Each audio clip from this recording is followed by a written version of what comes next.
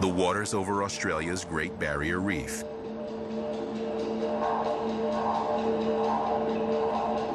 For generations, the Aboriginal Irukandji tribe have spoken of a mysterious presence in these waters,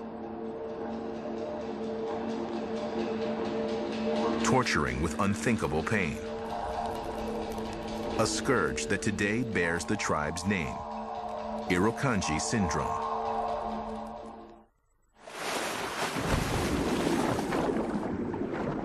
March 2002. Robert King, an American tourist, is snorkeling through the pristine, clear waters of the reef. A tiny sting. King sees nothing in the water. No box jelly, nothing. But in 20 minutes, a headache sets in, driving him back to the boat. 10 minutes later, the pain spreads.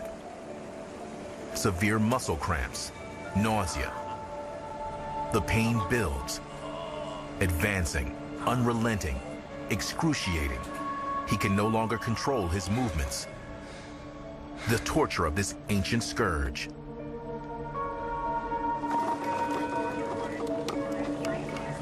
King is airlifted to a hospital, but the doctors are nearly helpless. There is no antivenom for Irukandji syndrome. They can only treat symptoms as they appear, injecting morphine to ease the pain.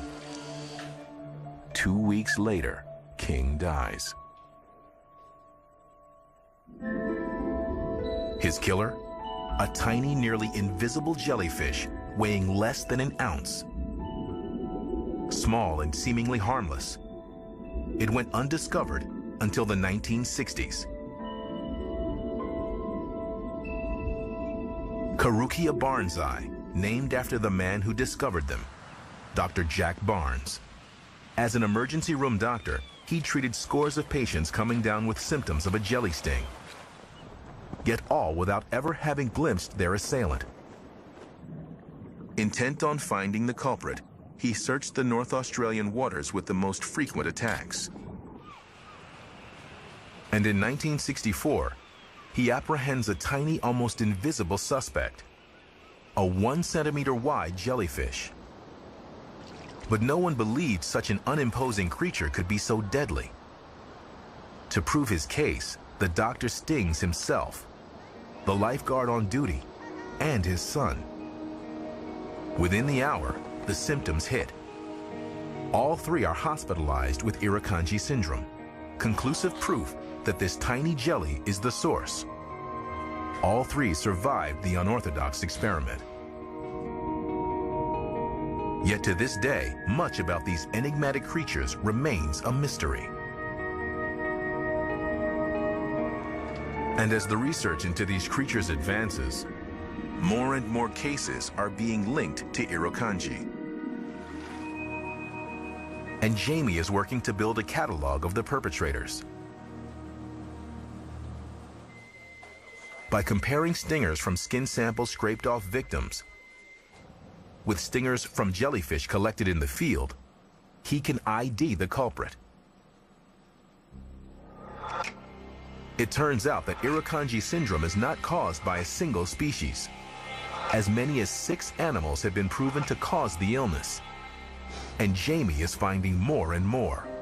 It's got the nematocyst that I would expect, but it's got this third one. And I've never seen that before, which probably means it's a new species.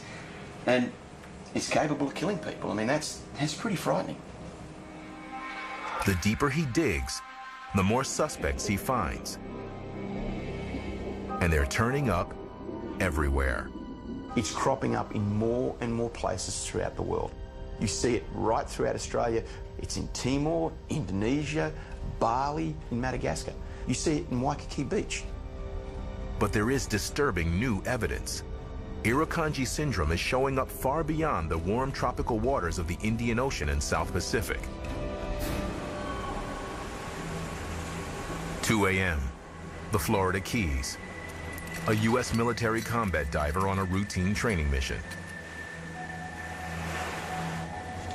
Covered from head to toe, there's almost no exposed skin, except for perhaps a tiny patch of cheek between the mask and hood.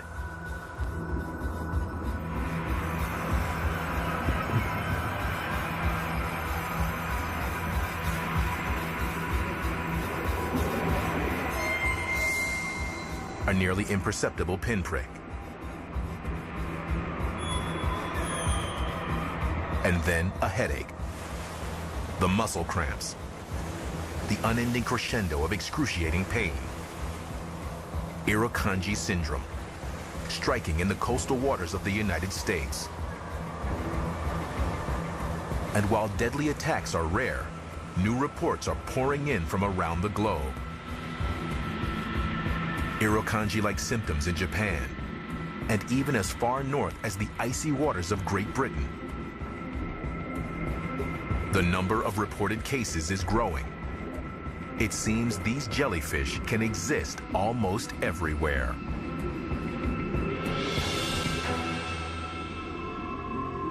Around the globe, throngs of jellyfish are on the march. Could it be these primitive creatures are destined to completely reclaim the seas?